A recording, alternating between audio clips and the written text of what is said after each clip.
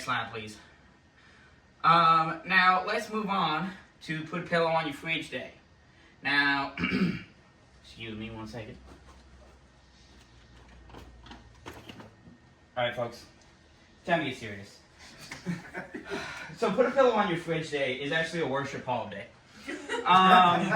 So, there are many religious holidays out there, but, I'm sort of a secular guy and I'm a, member of secular society. But I still care about, spiritual traditions and their importance in society. And so that's why I care so much about Put a Pillow on Your Fridge Day, which is May 29th each year. Next slide. And so there are really, it's also a fairly simple holiday.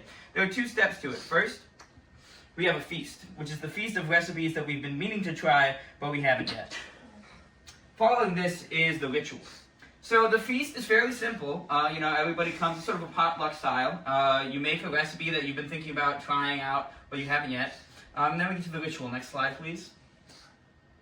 So here's the details of the ritual. So first you have to exorcise the fridge to make sure there aren't any sort of demons or, sinful spirits inhabiting it, right? And then Frigga, who is the fridge goddess, you have to do a sort of prayer to her.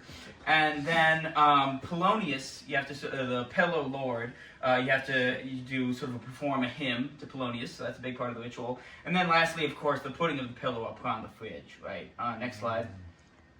So let's a couple years ago we celebrated Put a Pillow on Your Fridge Day, and so I have some examples of parts of this ritual. So if you can play the videos real quick, just to give a bit of a demonstration. Alrighty, is this your This is the exorcism of the fridge. For Put a Pillow on Your Fridge Day, Too Smart, by Jason Sadowski. This is a non-fiction book I like, so I decided that it was going to be the holy book that year.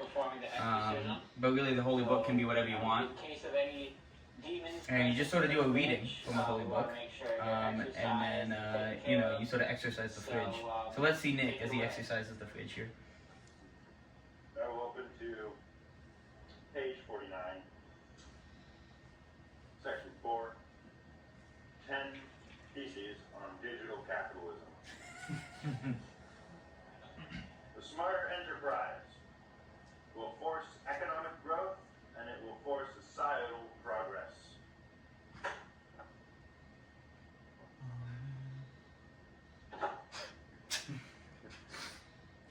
Amen. So that's a pretty typical fridge exorcism right there, right? Now let's move on to the next slide. And play the video. This is a prayer. Pray to you, Almighty Fridge. We thank you for the life and salvation that you may bring in our modern age with our cool beverages and delightfully extended-lifed food. We appreciate all of the dairy and egg products, or vegan products, in Sean's case, that you may keep in longevity for us and allow for us to truly conserve the resources that this earth provides and that you provide us a vehicle for maintaining. We're thankful for the freezing aspect of your life force that You allows can't us forget to the be food further factor. extended, and to also maintain ready-to-eat food options that will satiate our belly in a moment of hunger's notice, such as frozen burritos, frozen corn nuggets, Right. and popsicles, as your testimony has foretold are.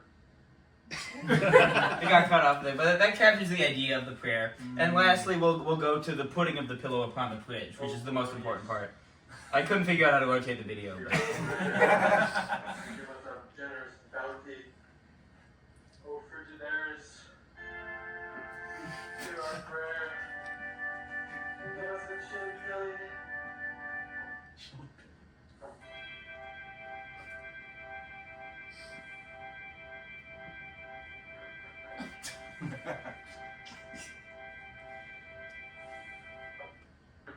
Amen.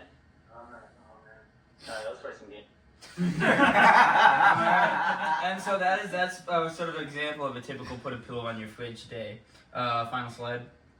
So, thank you for attending, everybody, and